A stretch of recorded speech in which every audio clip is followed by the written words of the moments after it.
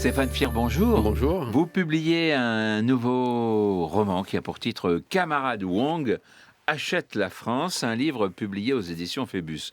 Vous avez vécu une dizaine d'années en Chine à proprement parler, mais vous avez vécu aussi dans d'autres endroits de la Chine, c'est-à-dire à la fois sur les îles, dans la communauté chinoise. Votre épouse elle-même est chinoise et vous parlez parfaitement évidemment le chinois et vous êtes au bout d'un certain temps rentré dans cette belle France parce que il y a quelque chose qui vous gênait un petit peu, disons, c'était en dehors peut-être de quelques considérations personnelles, c'était la pollution. On en avait parlé d'ailleurs pour un autre livre. Hein. Pour la chinoise ordinaire, oui, Ouais. en fait, c'est la pollution à Pékin qui a atteint un pic au début des années 2013. Et là, ça devenait absolument impossible de... Enfin, je circulais beaucoup à vélo.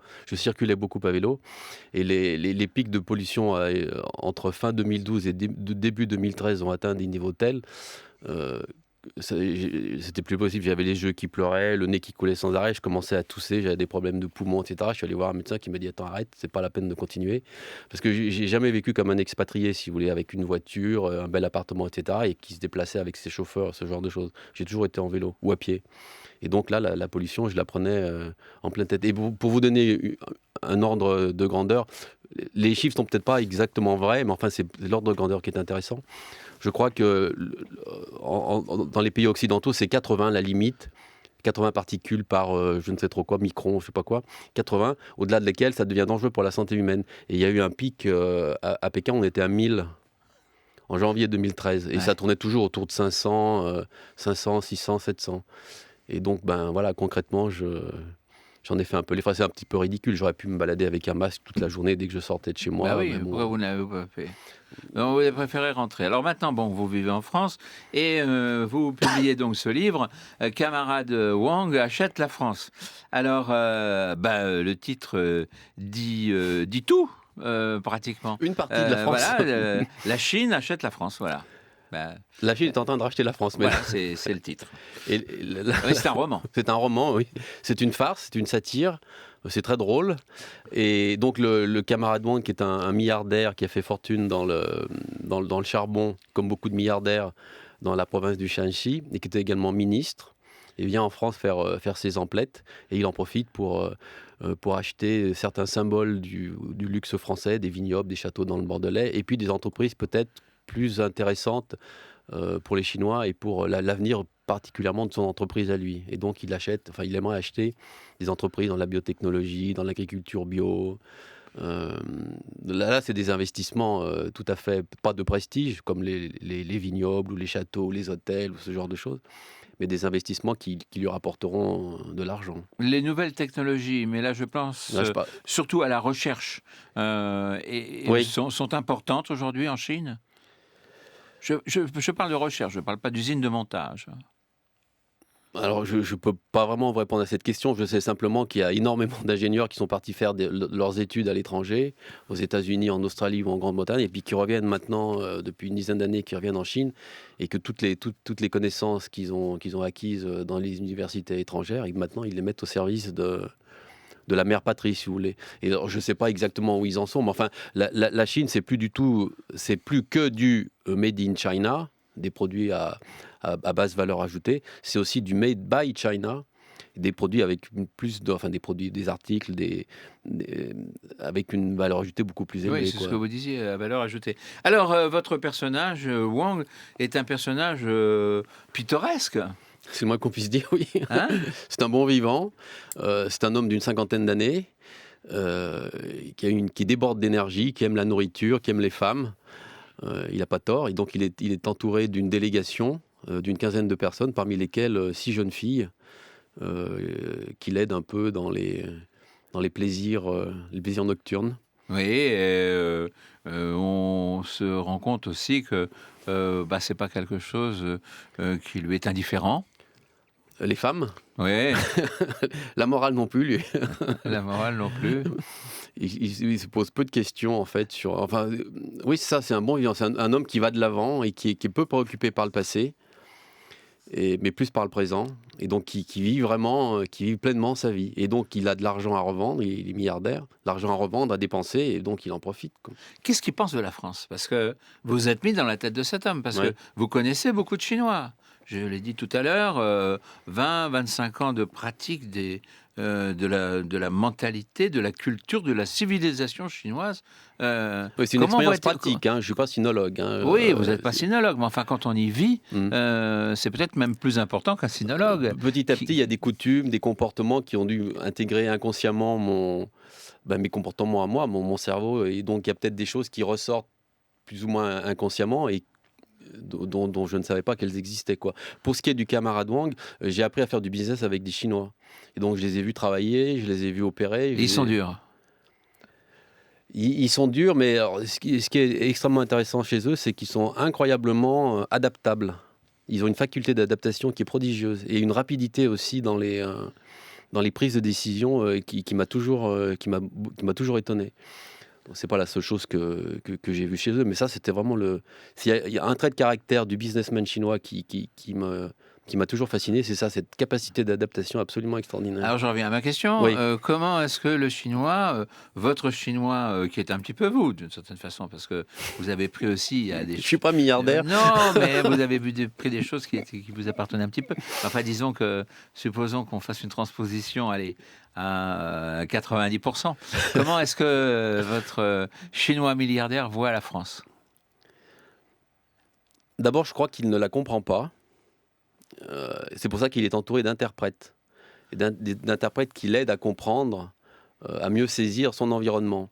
Je pense que la France, pour lui, enfin, comme peut-être beaucoup de Chinois, c'est un grand discount center, quoi. On vient là pour acheter parce qu'on a de l'argent, parce que la France est en train de brader certaines de ses entreprises ou de ses atouts touristiques. Mais enfin, il n'est pas indifférent. Il n'y a pas de mépris, il n'y a pas le mépris qu'on aurait pu penser venir de la part d'un Chinois. Vous savez que les Chinois ont toujours considéré que leur civilisation était la première. Et donc, il n'y a jamais eu de relation d'égalité entre un Chinois et un barbare. Il y a toujours un supérieur, un inférieur, un dominant, un dominé. Et là, j'ai pas l'impression qu'il arrive en France avec cette vision un peu d'un sinocentrisme où nous, on est les plus forts. De toute façon, on l'a toujours été, on le redevient. Je pense qu'il est quand même plus à l'écoute de ce monde qui l'entoure. En fait, J'ai pas jamais été dans la tête évidemment d'un Chinois. Moi non plus. Vous non plus. Mais bon, vous avez eu beaucoup de conversations. Les Chinois, comment considèrent-ils justement les peuples européens, américains, les occidentaux d'une façon générale? Je peux vous donner quelque chose qui part de mon expérience. Les Chinois ont un mot pour désigner les étrangers, c'est laowai. Ça veut dire ami étranger. Et donc vous allez en Chine pour du tourisme ou n'importe quoi, et souvent dans les rues, vous avez des Chinois qui vous montrent du doigt et qui disent laowai, laowai. J'ai toujours trouvé ça un peu... c'est amical probablement, mais en même temps, il y a un peu d'irrespect. Laowai, ça fait penser chez nous à Shintok, quoi, par exemple. On voit un Chinois dans la rue, on dirait, bah, tiens, regarde le Shintok ou le jaune. Et donc, nous, c'est Laowai. Alors, pour vous dire l'importance qu'a ce sentiment, la conviction de la supériorité de leur civilisation, quand je vais aux États-Unis avec ma femme et ma belle famille, dans le milieu chinois, quand ils parlaient, ils étaient donc étrangers aux États-Unis. C'était nous les étrangers. Enfin, nous, ma famille chinoise qui était les étrangers. Et quand ils parlaient des Américains, ils disaient les Laowai. C'est les amis étrangers, on disait jamais les Américains, on disait les Laowai. Donc un Chinois qui vit à l'étranger considère que les gens qui vivent autour de lui, ce sont eux les étrangers, c'est pas lui. Ouais. Donc il y a une... Je ne sais pas si je me fais bien comprendre, mais enfin, par cet exemple, on comprend bien quand même. Enfin, on a l'impression qu'on comprend mieux. Je comprends très bien. En vous écoutant, j'ai le sentiment que... Il y a nous et les autres, quoi, voilà. Voilà, c'est ça. Oui, les Chinois pensent malgré tout qu'ils sont un petit peu supérieurs ou légèrement supérieurs. Très légèrement supérieurs. Dites-moi alors, c'est un roman qui montre une France en tout cas dans laquelle finalement, bon, on a des Français qui s'effacent, quoi, qui ils s'écrasent devant l'argent. Ils résistent un peu. Ils résistent un peu au début, et puis ça dure pas longtemps. Petit à petit, les principes. Alors ils résistent, ils résistent en Haute-Loire. où là, c'est là où vous habitez. voilà, hein, c'est pas- peut-être pour ça. Ils résistent en Haute-Loire parce que là-bas, le camarade Wang essaye d'acheter des forêts parce que vous savez qu'en Chine, il y a des problèmes de déforestation et de pollution, donc ils ont de moins en moins de bois. Et donc, il veut acheter des forêts. Et là, les Auvergnats lui font comprendre que la forêt auvergnate n'est pas à vendre.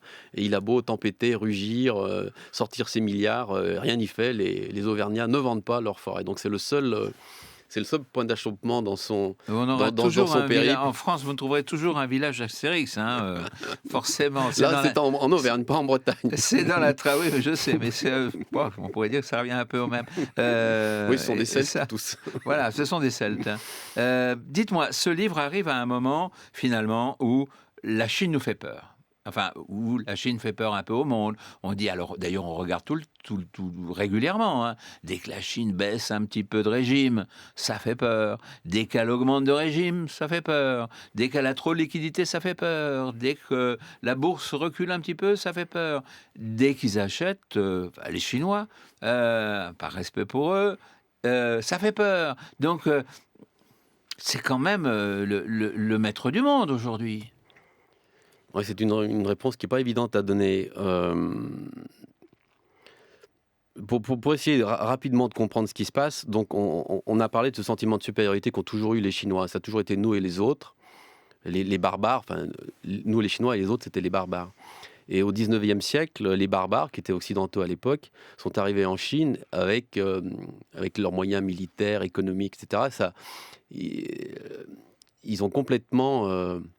La Chine a pris conscience à cette époque-là, que les plus forts, c'était plus eux, c'était ces barbares. Et ils ont ressenti ce qu'ils appelaient les traités inégaux, parce qu'il y a eu toute une série de traités entre les pays occidentaux, et on a parlé du dépeçage de la Chine.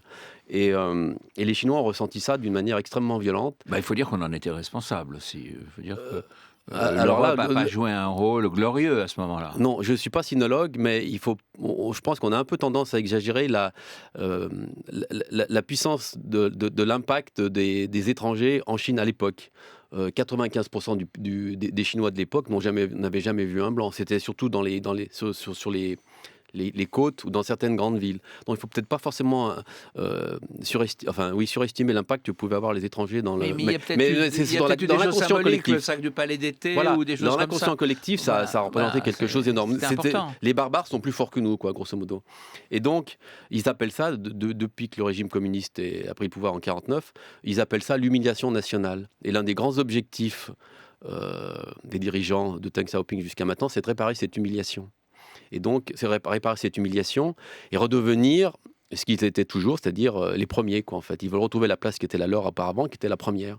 Et donc, le miracle économique qui se développe depuis une quarantaine d'années correspond tout à fait à cette espèce de rêve de vengeance, quoi, en fait.